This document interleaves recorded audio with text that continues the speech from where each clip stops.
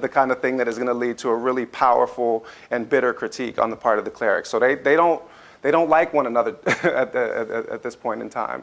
Yeah.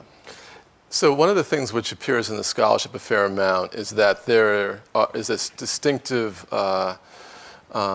Islam is sympathetic and even supports slavery, right? That there's a kind of that slavery and Islam somehow go together. Yeah. And I wonder if you could comment on that, because this is a notion which is very pervasive in a lot of the scholarship. That either that there is something in the faith that licenses it, that with the spread of Islam goes the spread of slavery.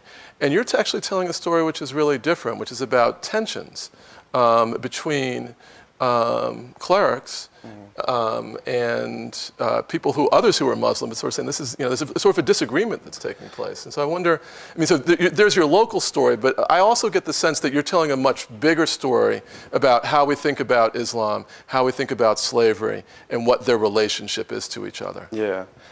So the way that I would start to answer this question is the piece that Sylviane mentioned in the introduction from the Cambridge World History of Slavery, Slavery in Islamic Africa, 1400 to 1800. So this is an attempt to do a synthetic overview of the history of slavery in all African Muslim societies, while at the same time looking at doctrinal debates within Islamic thought about enslavement.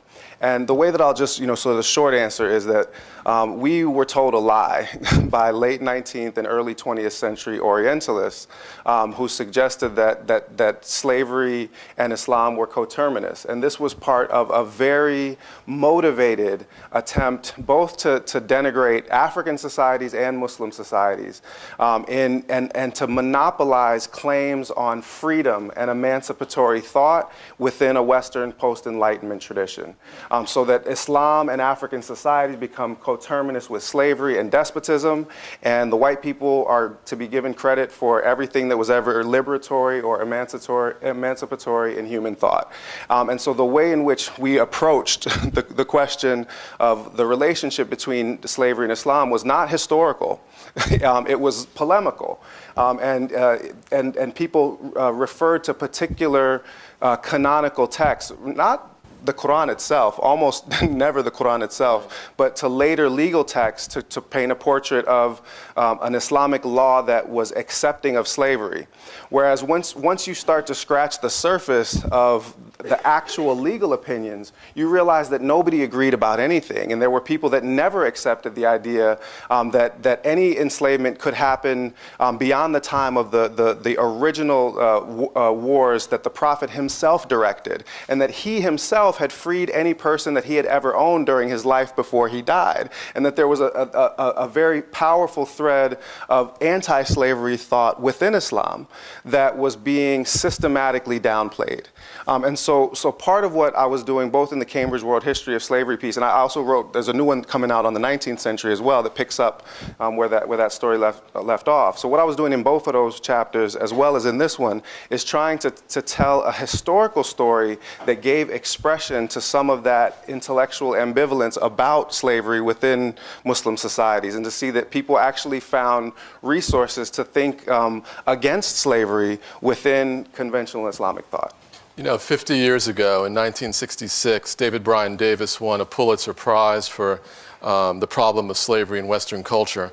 And it sounds like we need a problem of slavery in Islamic culture. Because part of what he was doing there was talking about the tensions, the debates, the doctrinal disputes, to show the way that, throughout the history of the Western tradition, right, there was all of this wrestling over slavery. And it sounds like what we need to think about is some of these doctrinal disputes, not to see Islam as a monolith, but instead as a kind of a running series of debates and conversations about not only whether slavery good or bad, but all of the different ways to think about it, to think about what it means symbolically, what it means in terms of kinship, what it means in terms of the polity, what it means in terms of gender relations. I mean, there's a lot of complexity there, right? I couldn't agree more, and it's funny that you say that because David Eltis has recommended that I write just such a book, and I don't know whether I'm going to do that or not, because I'm working on a book actually that comes out of this chapter called The First Atlantic Revolution, which is really about the story that we'll tell tonight. But I mean, I think that there's no doubt that book needs to be written. I'll throw in a quick vignette just to kind of capture, some of the tenor of the early Muslim thought. This is also cited in the chapter, but Umar ibn al-Khattab, who was one of the first four caliphs in Islam, he's the second of them. During the time of the Arab conquest, so that there are captives that are being taken, and slavery is legal in all of the areas that are subject to the early Arab conquest. So there isn't necessarily a particular debate about abolition as such, but the idea that a person who becomes Muslim could still be kept as a slave was something that was abhorrent. So oftentimes they said that he would see people amongst the captives, the enemy combatants, and he would find them praying, and if he found them praying, he would immediately set them free. And they said, "Oh, Commander of the Faithful, don't you know that they're just deceiving you to get their freedom?" And he said, "Better to be deceived by the one who deceives us in favor of God than to keep in bondage one who prays to him." Yeah, that's great. I mean, I think maybe we should talk about the First Atlantic Revolution. Give us a little bit of preview of the second book. Yeah. And it really is, so I will confess that in reading the Walking Quran, I was stunned by the first chapter and the way that you set it up. It's not a subject that I know a great deal about, but I found it very compelling, deeply humane. More than most academic scholarship. I think it's a book that can be read profitably by anyone who wants to know something about the Quran and education and knowledge and West Africa. But I admit I've sort of really concentrated on the third chapter because this is something that I thought I knew something about, but I also knew that you knew things about it that I did not know and probably could not know. And vice versa, because I'm not about to read a bunch of 18th century British history. So I went immediately to this, and when you've been reading about a subject for a little while, you start to feel like you can't really be surprised by much, or you can be surprised at a small level, but you can't have the whole subject turned upside down. This turns it upside down and shakes it. Yeah, I mean, it really is. I mean, it's about a revolution, but it's also kind of revolutionary as an interpretation. So I'm not quite sure where to start. I mean, I guess the place I'd like to start is one of the gauntlets that you throw down is to describe what is a religious movement, that is also a political movement, that is also a social movement, as also an abolitionist movement. Yes. Now, if you read the scholarship, much of the scholarship that I know very well, and scholarship that I've tried to contribute to, there were no abolitionists in Africa. That's what they say. Okay, but this is actually a story not about an abolitionist, but abolitionism, like an entire movement itself. So, explain. Yeah. How's that possible? It's not supposed to be there. And yet and still, it happened. I mean, what the question calls to mind is Michel Rolfe Trio's wonderful monograph, Silencing the Past, Power and the Production of History. Yeah. Because he also talks about a forgotten and silenced revolution. In his case, he's writing about the Haitian Revolution, and he talks about how the Haitian Revolution was unthinkable even as it happened. Yeah. Like, it was happening, but people still didn't want to believe it, because the idea that a bunch of illiterate Africans would would defeat militarily the most powerful empire of the time, and that they would establish the first also the most valuable colony in the Americas. Don't forget that part, because after that, the Napoleon's like, okay, well, that's it for the New World, and we get the Louisiana Purchase because those illiterate Congolese slaves largely would not stop fighting, even when the Creoles did. So his argument, in that book, is that the thing was unthinkable even as it happened, precisely because we couldn't imagine Africans, acting in this particular way. Now, this revolution functions to a certain extent, in similar fashion. It's a complete overturn of the social and political system in the Senegal River Valley, and really throughout Senegambia, because it acts as a magnet drawing people from surrounding countries into it. And it happens basically in this way, and I'll just try to do a short version of this. The reason why this chapter is in this book, which is called The Walking Quran, Islamic Education, Embodied Knowledge, and History in West Africa, that the argument of the book as a whole is that traditional Quran schooling, like you find in West Africa, is designed to not just teach somebody something that they'll understand in their mind, but rather to anchor the Quran as word in living human flesh. So that the people become, as the Prophet is described in a hadith, like the Quran walking upon the earth. That's where the title comes from. So what happens after that mass enslavement in the 1670s, I started to ask myself the question, well, if these people, if the clerics, the scholars, who all have to memorize the entirety of the Quran before they can become Quran teachers, if they're seen as living copies of the book, what's going to be the response in Senegambian society to having these people captured, taken away in chains, and sold as slaves? If somebody trying to flush a paper copy of the Quran down a toilet in Abu Ghraib makes people upset in the Muslim world today, what's going to be the response in Senegambian society to have hundreds or thousands of human copies of the Quran taken away in chains? If that lunatic Terry Jones tries to burn as many copies of the Quran as he can find and the Muslims are in an uproar, what's going to be the response in Senegambian society? So I began looking systematically, and I knew of a couple of stories where the enslavement of a Quran reciter led directly to some kind of resistance. And I began to find dozens of these. In the end, I ended up with more than 75 individual incidences where the enslavement of a Quran reciter or the children of a Quran reciter or the spouse of a Quran reciter led directly to a revolt, a rebellion, or in this case, a revolution. Because this revolution in the Senegal River Valley was framed by a series of conspicuous incidences of enslavement of prominent clerics that increasingly radicalized the society. And this abomination of seeing people who embody God's holy word, his verbatim speech in Islamic thought, that's the thing that galvanizes the society and allows them to express a kind of general discontent towards the society that has come into being during the Atlantic slave trade. So they turn it upside down. And clerics traditionally in this region were people who never held political power. They were generally forbidden to bear arms. And they did so anyway. They taught themselves to do it because they said, if these are the kings that we got, then no more kings. They not only tried to abolish first the slave trade, then the institution of slavery itself, but they also abolished monarchy and introduce a kind of form of clerical republicanism. And that's where the first Atlantic Revolution idea comes in, is that this is not just a revolution that is about defining the bounds of liberty, in the same way that the American Revolution or the Haitian Revolution or the French Revolution is trying to define what liberty is.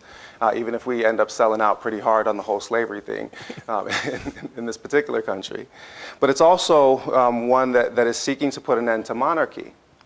It's also an Atlantic Revolution, and this is stuff that's not in the book. This is stuff that I'm working on in a monograph specifically focused on the revolution, not talking about it within a context of an argument about embodiment, but telling the story in its own terms, is that this, I can track some of the enslaved lieutenants of this military movement when they lose important battles, and I can trace them to a slave rebellion in Antigua. I can trace them to Savannah and to Charleston in the 1770s and then again in the 1790s. This is an Atlantic Revolution because some of its agents and lieutenants get exported as slaves, and they end up spreading word of this revolution in slave barracks in exactly the kinds of ways that Sylvia Njouf, elucidated in her lovely book, which my students are reading, actually in both my classes. They're reading it in my Islam and Africa class, and they're reading it in my pre-colonial African history class in the same week, which works well for me, because then it's just one thing for me to read.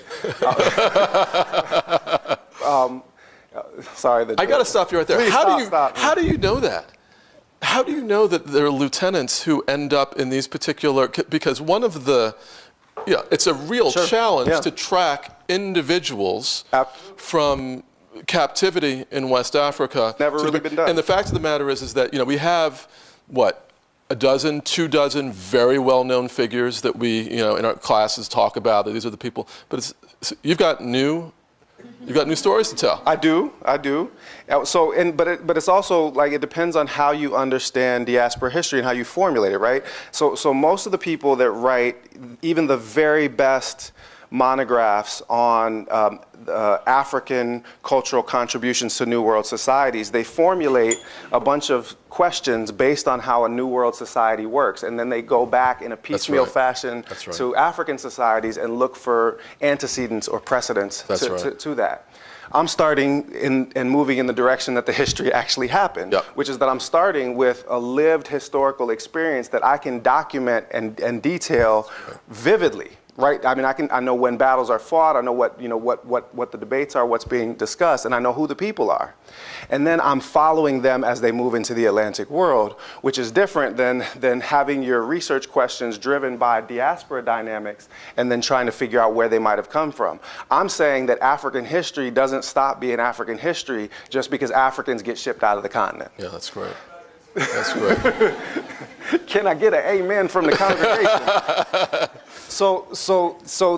But in this specific case, I'll give you a specific example. So in the chapter, you have Mungo Park, who is providing a very, he's in Senegambia in 1796 when the major, this is the major defeat that's suffered by the clerical party happens at this point in time. It's their leader, the Imam Abdul Khan, is taken prisoner. He's eventually released by the Damal of Qadeer, pictured here, who's the most powerful of the slave trading kings in this period. So Mungo Park leaves a detailed account of all of the interactions between Abdul Khan and the Damal of Qadeer. One of them is really nice. The Abdul Khan sends emissaries before they get into battle. He sends two of his Quran reciters, each carrying a long pole with a huge knife affixed to the top of the pole. And it's a great story. Isn't it a great story? Yeah. So he says they go to the Damel, who is the biggest slaver in the region. Also, these are not just slave traders, but they're also hard drinkers. Like they're known for this. They don't hide this. They drink publicly, which is kind of flouting Islamic law, in public terms. So the first man says, with this knife, the Imam Abdul Qadir will deign to shave your head, which is the symbol of conversion to Islam. It's also the thing that marks, the ritual state, entering into the ritual state that you need to go on pilgrimage. It's a rebirth. Okay, so with this knife, he'll shave your head if you will stop selling the Muslims and give up alcoholic drinks. And then the other one says, and with this knife, if you don't, he'll gladly cut your throat. So them's fighting words, So what the two parties end up clashing, and for the first time in 10 years, Abdul Qadir Khan, the leader of this revolutionary movement, he loses a major battle, and he's taken prisoner.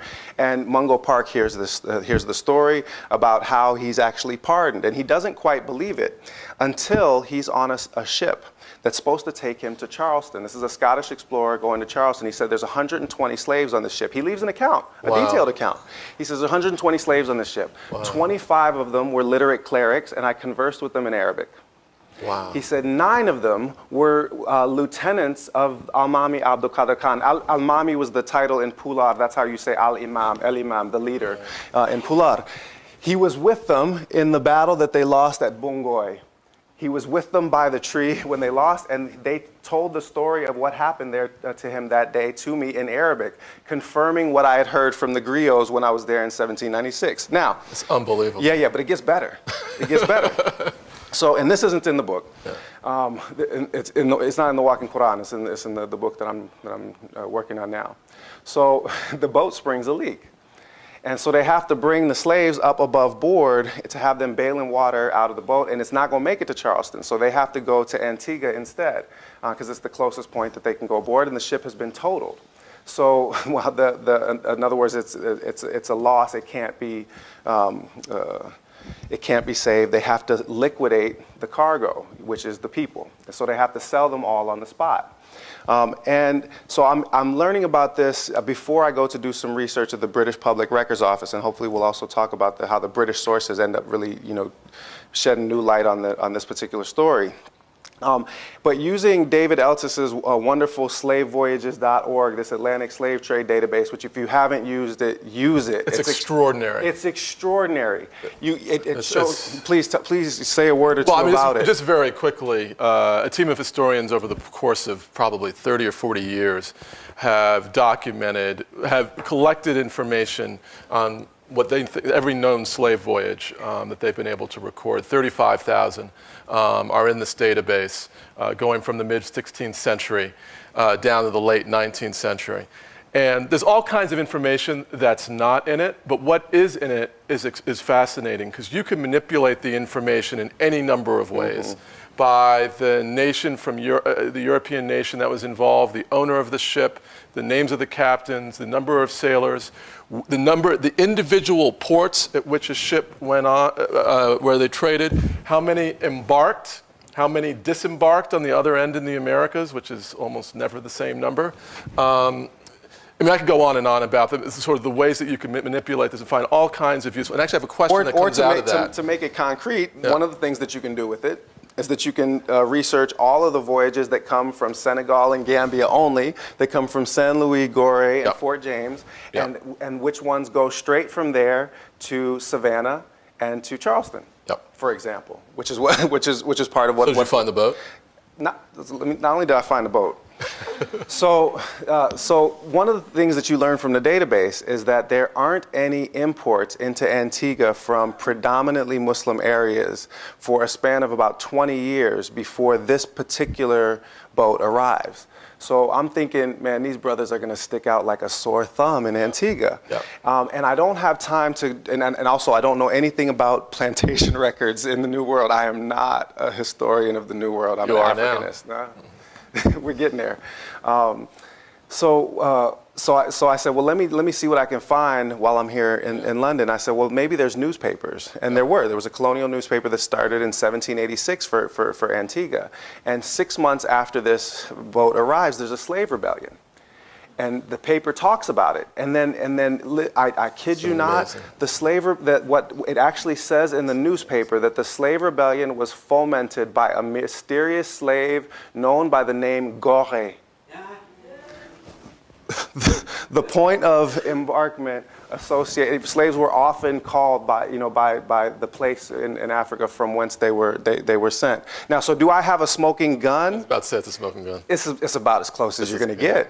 And then in South Carolina and Savannah, when you know what Fulani names and what Wolof names look like, when slaves run away.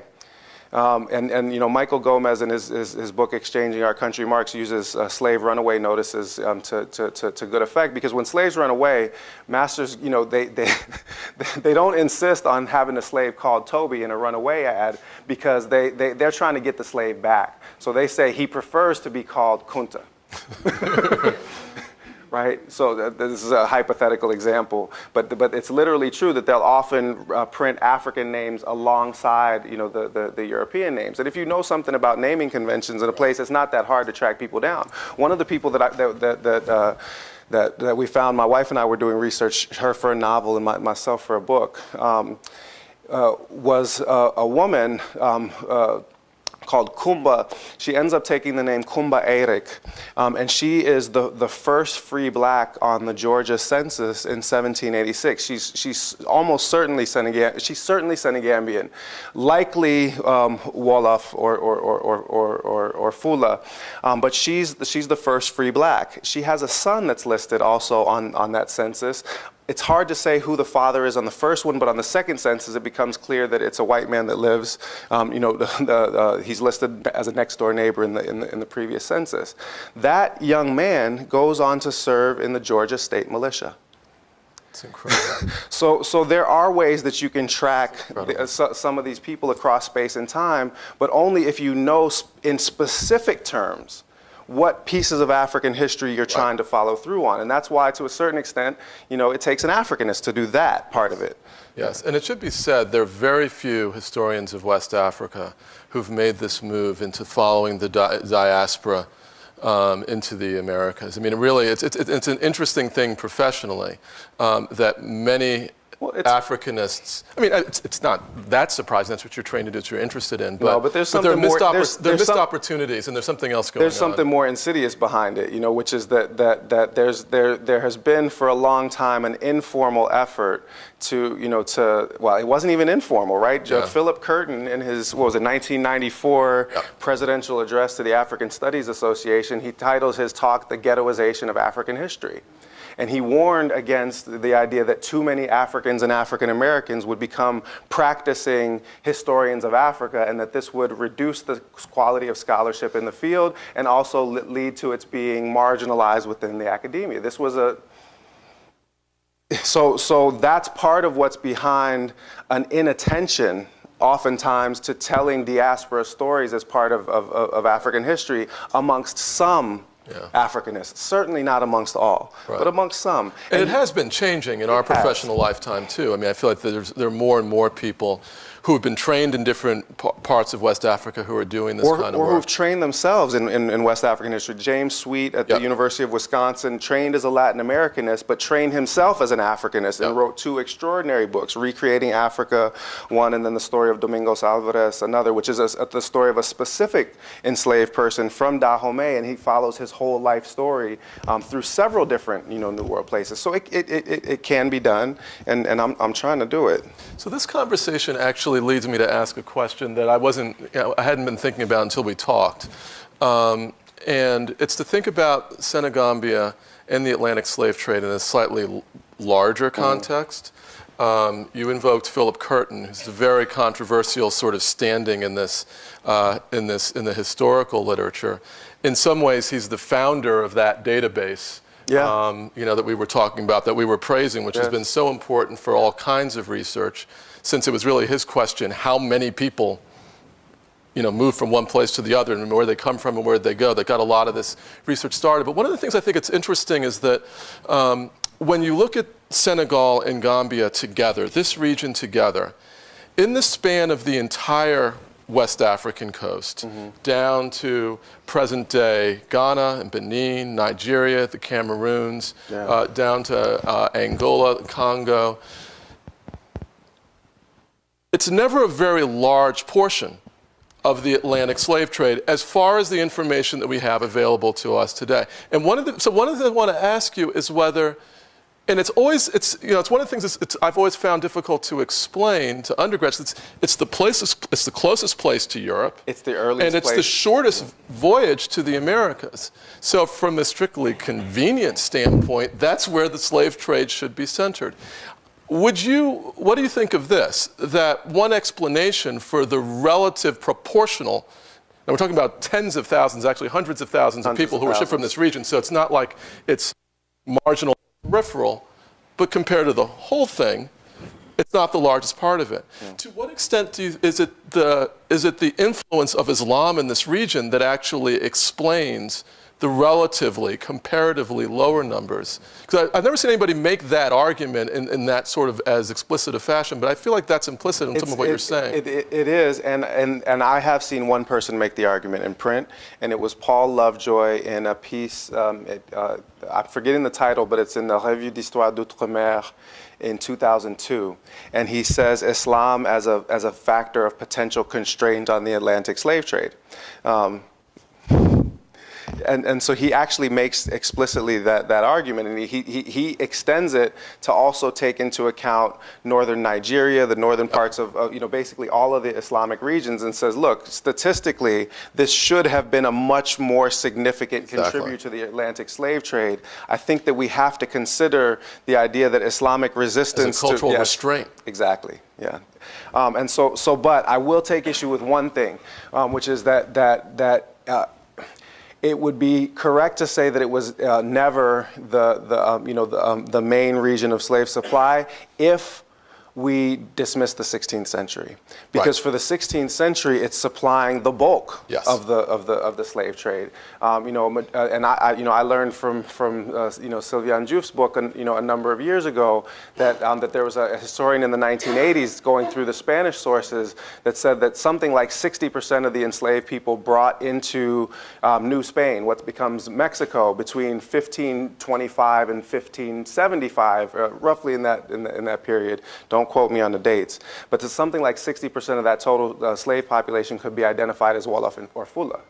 Yeah. So that you had actually not, Muslims oftentimes are a plurality. They're the largest group in a diverse group of enslaved people. But in the 16th century, it was frequently the case that they were actually a majority. Yep. And that the impact of the Atlantic slave trade on Senegambian society in the 16th century has been largely underexplored, in part because the Atlantic slave trade database is weak on the 16th century. It's also weak on Spanish sources, and it's weak on Portuguese sources. Yep. So the numbers that they have, I mean, in my opinion, are likely to grow by as much as 20 to 30%. Because if you look at it from the side of the Spanish sources, and I was blessed to teach a class with Sherwin Bryant, a historian of the Andes, when I was teaching at Northwestern, and he was saying, look, I got Jalofo slaves all over my Spanish sources everywhere I turn. You know, somebody should write a history of a political history of Senegal in the 16th century just off of what you can find in the Spanish sources. But of course, that has never happened, right? Because people have tended to restrict themselves to French colonial sources, which actually brings us around to what's so specific about this story and what's bringing us together on this one, right? Is because part of the story that you're telling is, in the book that you're writing, is about the British colony of Senegambia, which people forget that it even existed, but because they think of Senegal as a French colony. But what drew me to these sources in the British Public Records Office was that I realized that during the time of this revolution in the 1760s and 1770s into the 1780s, Senegal was not a French colony at all. And that the British archives were the place that I was likely to find archival materials that were on the revolution. And that's the fact of the matter is that the amount of material that's there is varied, abundant, it's staggering, and almost entirely untapped. Yes. So we're going to open this up to questions in just a minute, but I'll just say that the piece of this that brings me to this subject is what is in fact the first British effort to colonize West Africa in the 18th century. Some of you will know about Sierra Leone and the founding of Sierra Leone. Refugees from North American slavery who leave with the British and settle on the West African coast. Well, 2 decades before that was actually the first British colony in West Africa. When I learned about this the first time, I had been working on the history of British slavery and anti-slavery in the Atlantic slave trade for about a dozen years. I'd never heard of the province of Senegambia. It's an extraordinary instance in which an entire colonial project can vanish. Can literally vanish. It's as if it never happened. A 25-year period in which the English occupied the base of the Senegal River, ran it like it was a colony, like it was South Carolina, in terms of the way they had tried to administer it. They didn't settle it with families. They settled it with garrisons, with soldiers, and with sailors, and with traders. There were only English men. There were no English women and children there. But from the standpoint of the British government, this was a province of the crown. And even more than that, what they wanted to do, ideally, was turn the Senegal River into the Chesapeake. They absolutely did. They imagined cotton plantations, indigo plantations. They imagined turning this part of West Africa into a New Britain, effectively. Now, there's a lot to say about it, but it was a failure from beginning. Then we were laughing about this before we came in, because it's one of the reasons why no one knows this history is this an embarrassment from beginning to end for the British. And remarkably, even in the immediate aftermath of it, when this thing fails in the mid-1770s, 1780s, in part because of the Atlantic Revolution that you're writing about. And I'll say so the British are facing revolutions in North America and in West Africa the exact same period of time, and losing in both of them. They immediately afterwards, it's as if it never happened. The British spent the next 25 years debating the future of their slave trade and the future of their West African commerce, about trying to get Sierra Leone off the ground. There is no reference anywhere in British sources, and I've read a lot of them, to the province of Senegambia.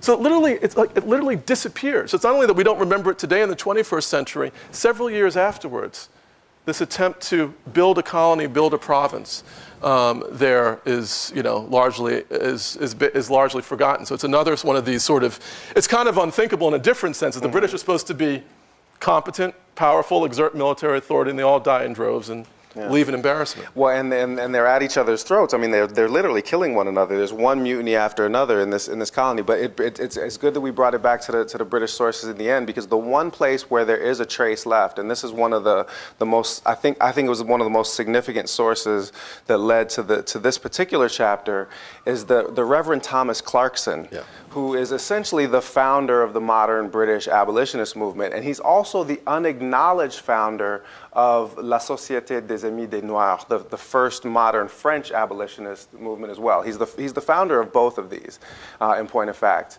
He writes extensively. The first book that he publishes, he spends about 15 to 20% of the total page count in the book talking about this revolution. And he knows Al-Mami Abdul Qadir Khan's name.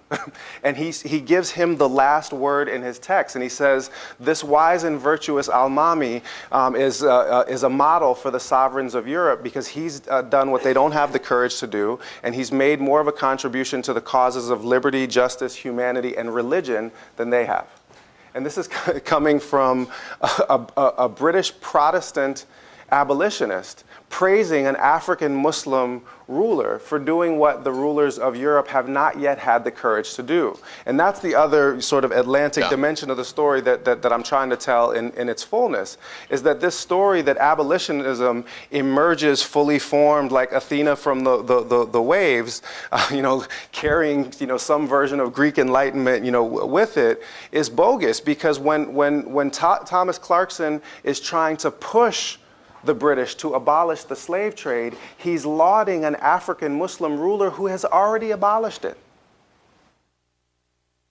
So the chronologies and the cause and effect stories that we have about how abolitionism comes from enlightened white people and is then spread to other less white people doesn't hold up even in the life of the founder of the modern abolitionist movement itself, because he's singing the praises of Abdul Qadir Khan. And he knows details of the revolution because he's interviewing all of those slave ship captains that have been operating the British trade, and he interviews all the slave ship captains that have been operating the French trade. So he gets detailed reconnaissance. He's giving you dates and places and names, and he's telling you that first he created an embargo. He wouldn't let the slave traders cross his territory. Then he gave, and this is how he effected his abolition, he would give freedom to any person who would recite a single verse of the Quran. Not a chapter of the Quran, a single verse of the Quran. For Abdul Qadir Khan, not even the tiniest fraction of God's verbatim speech should ever be held as a slave. And it was said that, when sometimes I hear from the students, yeah, but Professor Ware, he's saying you still have to become Muslim in order to get free.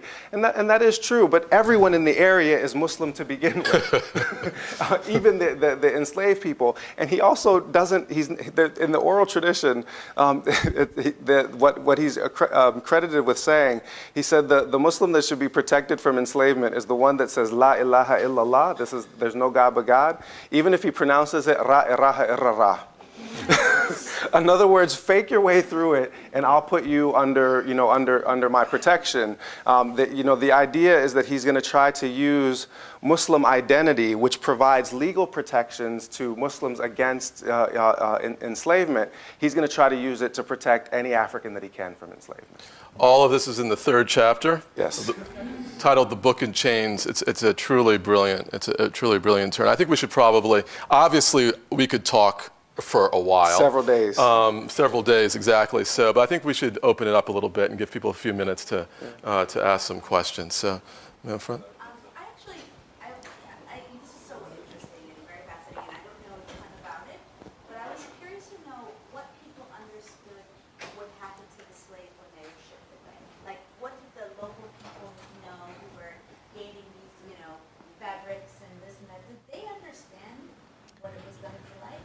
Yeah. How much different was it from the slaves that were being kept?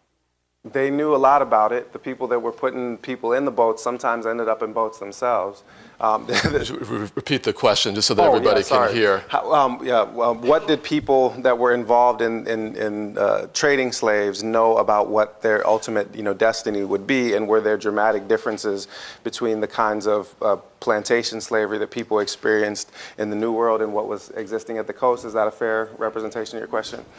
So the answer to the first part of the question is people can't pretend like that the Africans that were involved didn't know what was going on. They did, and in fact, it sometimes happened that their own lieutenants would be taken as slaves. Sometimes when they owed debts to European slavers, they would themselves get liquidated and end up as slaves. And this comes across a number of times in the Portuguese sources, and stories like that circulate. Sometimes people even made it back. After these kinds of experiences, and there's a prominent story of one of these people in the chapter that you have here. So people know when you get away from the coast, people don't have a lot of detailed information. One of the things is that pretty much all children believe that white people eat people, and that's what happens to the people that get sent into the Atlantic slave trade. The white people chew them up and spit them out, which is not really that far from the truth. There's another story that's frequently told in West Central Africa about that the slaves go to the coast and there's a human sacrifice that's done. They're killed there and they get thrown into the water, and the sacrificed body of a slave is the only thing on which cowrie shells will grow. Now, cowrie shells are used as currency in this region. So this too is true, even if it's not necessarily biologically possible. It's nonetheless true. So people know that this is death, practically speaking. But there are always, in these societies, when the demand is that great for enslaved persons coming from the New World, there's always somebody that's going to be willing to trade under those circumstances. And you already saw in what I described from the 1670s about how when groups come to power that are opposed to the Atlantic slave trade, the Europeans, while they might not be able to go in and force the slave trade, they're perfectly capable of arming and providing logistical support and providing gunboats and soldiers to parties who are interested in continuing the trade. And that's what they do. Clarkson refers to this in his letters on the slave trade. He said the policy of Europeans in Africa is to subvert the just principles of government and turn kings into wolves instead of shepherds amongst their people.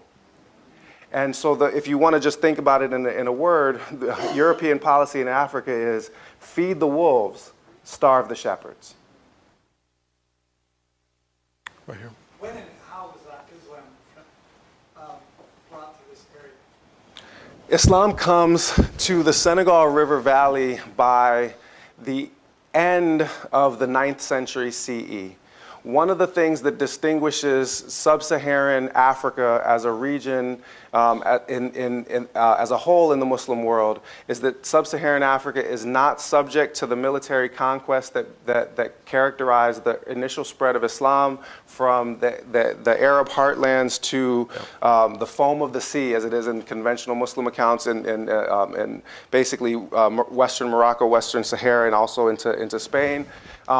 Because they're actually defeated when they try to come down the Nile in 652 CE. A Christian Nubian kingdom sends them back. The accounts say that the Nubian archers can put an arrow in your eye from 300 paces, so we signed a truce.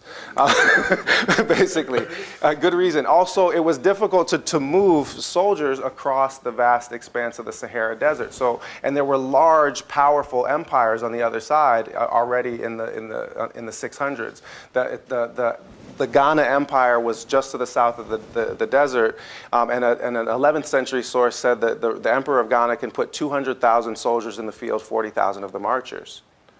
So you were not about to conquer the empire of Ghana under any circumstances. So what happens instead is that it's first merchant connections that bring Islam to West Africa.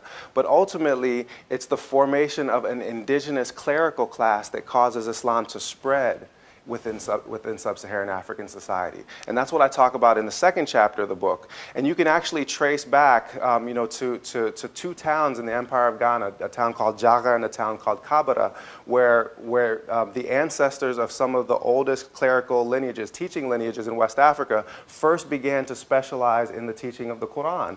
And people to this day, there were four families: Sise, Drame, Ture, Jane.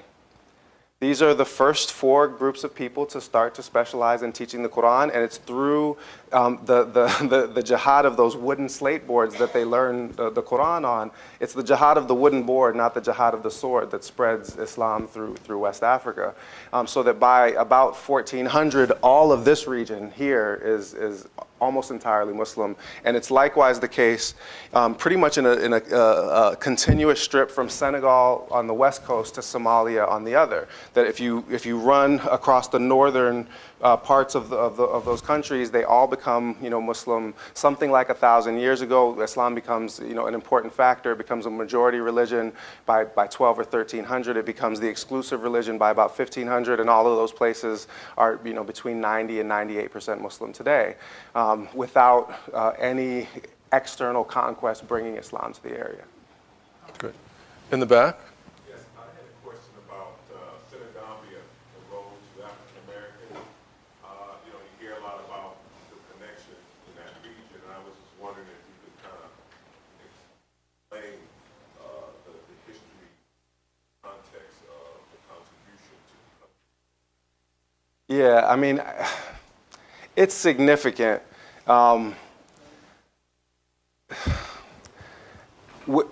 We could be here all night discussing the answer to that particular question, but I'm going to answer it this way.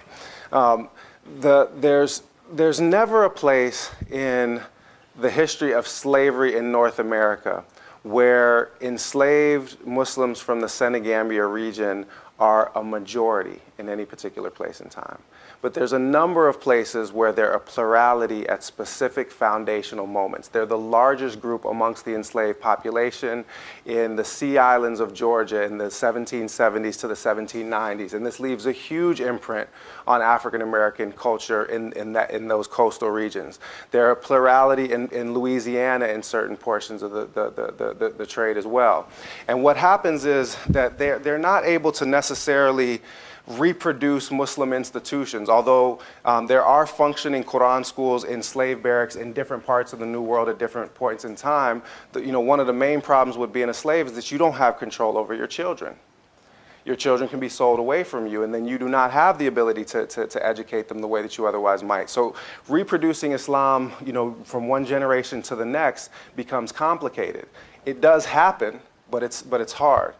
But there are deep cultural effects that come from having Islam be the predominant matrix for identity in a particular place in a particular time that's foundational. And I'll just give you one example that my wife came across when she was doing research for her work, Fire and Clay. And her work, in a certain sense, is the mirror of the Walking Quran. It's a story it's a novel that's about a marriage between a Muslim cleric in the Senegal River Valley in the 1770s, and a Muslim female jinn, a genie, a bodiless spirit that can take human form. So, and the jinn figure prominently in the story that I'm about to tell. So I was teaching a class, African popular culture, and we were talking about quote-unquote African superstitions. And one of the African American students in the class said to me, well, if you ever swept over my grandmother's foot with a broom, she would fly into a rage. How many people know this one? Okay, so I asked him what I'm about to ask you. What do you do if somebody sweeps over your foot with a broom? You spit on the broom. And what's the other thing you can do if you don't spit on the broom? Throw salt over your left shoulder. You just did over the right shoulder, but my grandfather always threw it over his left shoulder. And if you ever got anywhere near his foot with a broom, he would jump back. And to this day, I jump back if you get anywhere near my feet with a broom. Get away. What's wrong with you? So we're mentioning this in class, and there's a Pakistani girl sitting in the corner of the class who hasn't been paying any attention to anything anybody said until we get to this point, and she said, wait a minute, what are you supposed to do if somebody sweeps over your foot with a broom? And we say, spit on it. She said, that's exactly what we do in Pakistan. And so I come home and I tell my wife this story, and she says, oh, I understand this. She said, I was doing research for my book about the jinn. Okay, and she was systematically collecting folk tales about jinn from one part of the Muslim world to the next. And jinn are often associated with brooms. They're associated with brooms in West Africa in particular because they're the things that are used to sweep outhouses and kitchens, both of which are outdoor spaces where impure material is found, blood and waste. And especially maleficent jinn are attracted to those kinds of areas. Okay, so the classical Islamic theologians said that you protected yourself by pronouncing words of protection from the Quran. Usually the last two surahs of the Quran that are known as the two protectors, you say them and you spit the saliva.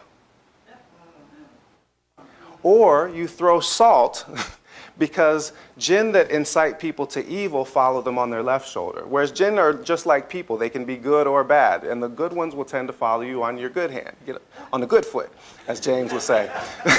So throw salt over the left shoulder to drive them off. So what's going on? The people saw this, one generation after the next, repeated it. African Americans still know, down to this day, that if somebody sweeps over your foot with a broom, you have to spit on it, but we don't know the words of the prayer anymore. So that at deep levels in African American culture, there's an Islamic imprint, even when we're not necessarily aware that it's an Islamic imprint at all. Yeah, please. Yeah, I just wanted to say, in the interest of expanding this, thank you for your scholarship. In the interest of expanding it, I was wondering if you talk about the people south of the Gambia River, the who were non-Muslim, Sure. who also left a large imprint. Absolutely. Absolutely. And had a really specific. Yes. Not Futatoro, but a In, little bit further south. well, in Fouta Djallon with the Fulbe population there. Were really tied into trade as well. Sure. They often were not Muslim, but Right. trying to be traditional. Yeah, and one of my favorite books, and I assigned this in my pre-colonial Africa survey, is a book by Robert Baum called Shrines of the Slave Trade. And it's about Jola religion. And in a lot of ways it's about Jola religion, especially during the period of the slave trade. And it tells a story that's in a lot of ways similar to parts of the story that I tell in this book. It talks about how initially in Jola shrines, there are no shrines that are associated with slavery. Slavery probably doesn't even exist as a social institution. But as all of a sudden, this form of wealth becomes common with the rise of the slave trade, suddenly shrines start popping up that are of slave fetters. And there's particular sacrifices that you have to do to expiate the sin of kidnapping someone from within your own community and selling them. So that ultimately the religion gets corrupted by this influence from the Atlantic slave trade.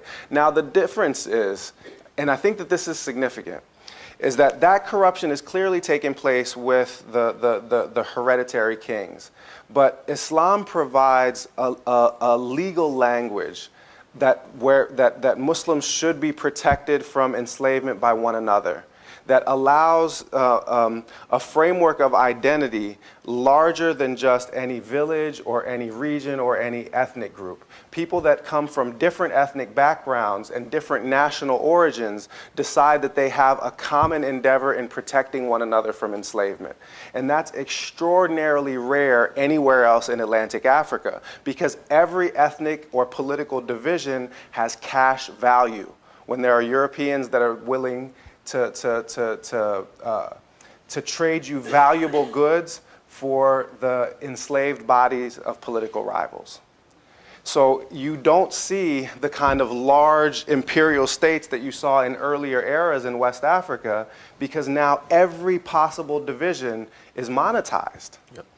There are centripetal forces, the demand of the slave trade itself, that's pulling societies apart. Jola Kikongo speakers, Kimbundu speakers, it doesn't matter. They're all subject to the same pressures. But part of the answer to your question from before, right, is that, well, maybe part of the reason why, this is going to sound really messed up, but why Islamic West Africa underperforms as a region of supply for the slave trade has to do with the fact that there's a matrix of identity which allows protection to be extended across national and ethnic borders. Now, it doesn't always work. These people end up fighting with and enslaving one another too. And the story in Futa Toro is a unique story. It's not a common story. It's more radical and revolutionary than anything anybody else does in that period. And that's why, you know, sort of I'm particularly drawn to that story. I feel like we should probably let you go soon since we're 15 minutes past our time. I'm looking around for Gene Strauss to tell me if we can go on a little bit longer. What do you think? I can take one or two more. A couple more questions? Okay, up front. Wait for a while. I got to visit Fort James and the Kente village. Yeah. And I'm sure that y'all have been there too. I've not. I've been to Banjul. I've never been to Jufure, the village, no. Okay. If it's a question that's specifically about the village, I can't answer it. Probably talk to the same when you go. Right. Talk to the same people and I just was wondering if you were convinced that was where Kunta Kinte came from. But I mean, since you didn't go there, we get to it's a little hard to know what people are saying exactly without having had the experience. Yeah, right here. We've heard a lot. Thank you as well. As you were talking, we heard a lot of names of men, male stories, and I'm curious what the story of women is. Yeah. It's a great question. So the teacher of Islamic law for Abdul Qadir Khan, the founder of not the founder, he's the leader of this movement. The founder is a man who's actually killed in battle in 1776, but the leader that shepherds this movement from the 1770s into the 1800s. The teacher in Islamic law for Abdul Qadir Khan was a woman, and her name was Khadija bint Muhammad al-Aqil. She was Mauritanian, and but all of both the Senegalese and Mauritanian scholars of her period all studied with her because she was reputed to be the most accomplished scholar, not only in all of the ordinary sciences, but also in all of the esoteric sciences of religion. Her own brothers, who had received authorizations to teach texts from their father, renewed their teaching licenses for those same texts with her, because you were thought of as deficient if you hadn't learned from her. And it was, if you read the second chapter of the book and also the fourth chapter of the book, you'll find a great deal of attention to the role of women in traditional Quran schooling and also in circuits of Islamic scholarship through West Africa. The short version of the story is that in the pre-colonial period, probably something like a third of the ordinary contingent within a Quran school are going to be girls. And that which is obviously much, much higher than a percentage than anywhere in Europe in a similar period. It sounds bad now, right, to say only 33%, but that's going to be 4 or 5 times higher than a similar percentage for most places in Europe at this particular point in time. And women, well, girls rather, they're thought of as having a deficient education in the following way.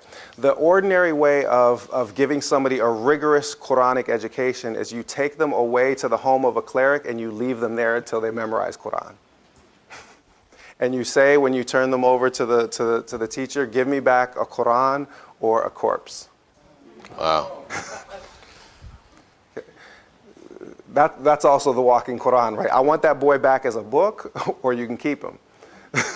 But this is not done with girls because girls don't spend the night outside of the home in West Africa. It's conservative in that way. So girls attend Quran schools as day students, and therefore they don't study for the same number of hours as boys, and because of that, their schooling was thought of as deficient. However, within clerical families, when you have the requisite teachers, not just for Quran, but for all of the religious sciences of Islam already within the family, then it was not only not uncommon, but it was actually ordinary to find extremely accomplished female scholars. They just always came from families that already had an established reputation for Islamic learning. It was unusual for girls from a non-clerical family to become religious scholars, whereas boys from non-clerical families sometimes would become religious scholars. That almost never happens in the case of girls. But within those clerical families, some of them become some of the most important intellectuals in West African history. Asma'u, the daughter of Usman Danfodio in northern Nigeria, several of Ahmadu Bamba, the founder of the Muridiyas, several of his daughters become important authors, not only in Arabic, but also writing the Wolof language with the Arabic script, which was also very common. And actually, practical literacy in Quran schools was usually taught to girls before it was taught to boys. Precisely because people thought that there were useful domestic applications of writing your mother tongue in the Arabic script. So what was often done is people would take the wooden tablets that they used to learn Quran, flip them over, and give voweling lessons so that you could write any language that you wanted to using Arabic letters. So girls are an important part of the story, even if they're not a big part of the political story. There is a nice monograph by my colleague at University of Michigan, Rebecca Scott. She wrote a book called Freedom Papers. And it's a multi-generational history that starts with an enslaved woman from Futa Toro who turns up in Saint-Domingue. There's just one cryptic entry about her, Rosalie de Nation Poulard, Rosalie of the Poulard Nation. And she ends up being the progenitor of a number of, so she actually, Rebecca Scott follows this right down to the present day with descendants that are now white people living in Europe who played a particular role in anti-Nazi struggles and a bunch of other stories, and also black people living in Haiti. They were also involved in the political story, but unfortunately more often as enslaved people and pawns rather than prominent political actors. All right, let's take one last question right here, please. Do you find that there's a correlation between the failure of the public school system in certain areas and the lack of this sort of information by students? Man. What was the question? Oh, yeah, sorry. The question was, do I find that there is a correlation between a lack of information about this? Say it again. Failure in the public school system was how it started. A lack of this particular historical information for students. Yeah. So therefore, cause the failure of the motivation to seek this type of knowledge and so on. Yeah. So I'll paraphrase the question in responding to it. Yes, there's a catastrophic failure in the way that we teach this kind of information. I teach a pre-colonial African history survey at the University of Michigan, and before that at Northwestern University. And the first thing that I do is that the first day of class is I give the students note cards, and I say, don't write your name on the note card. And if it's a big class, I say, I want you to write down the first 3 things that you can think of when I say Africa to you. What are the first 3 things that come to your mind? And if it's a smaller class, I make it 5 things so that we've got more terms to work with. And then we write them out on the board and we map them in relationship to one another. And it's always safaris, hot, AIDS, poverty, Lion King, Tarzan, the usual stuff. And so I ask them, well, where are we getting, this information? It's like movies, if it was our generation, National Geographic. Well, how many of you had any African history in high school? Raise your hand. Like 2 hands. Okay, well, for the 2 of you that had your hands up, was that a week on the slave trade in your AP history class? Yes, it was. So that if you encounter African history at all, you encounter the slave trade.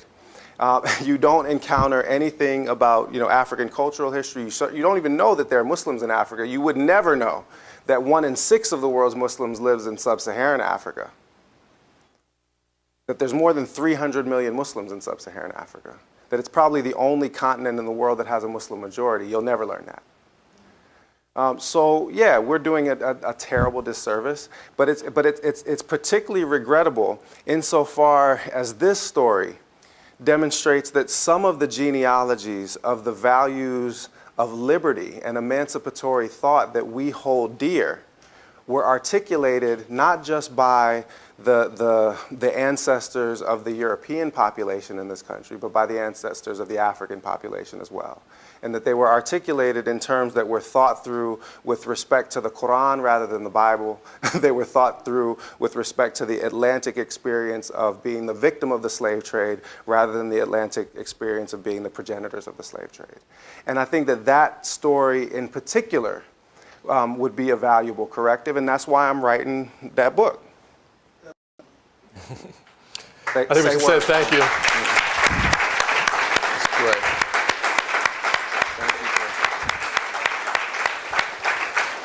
Thanks again for coming, everyone, tonight. And we'll be out in the hallway signing books. Come up and say hello. We'll be happy to chat. Thank you. That Nice was so job, much man. fun, man. That was great. Thank you. It's just terrific. Hi. If you go up the river, there's an island. I think it's George Island.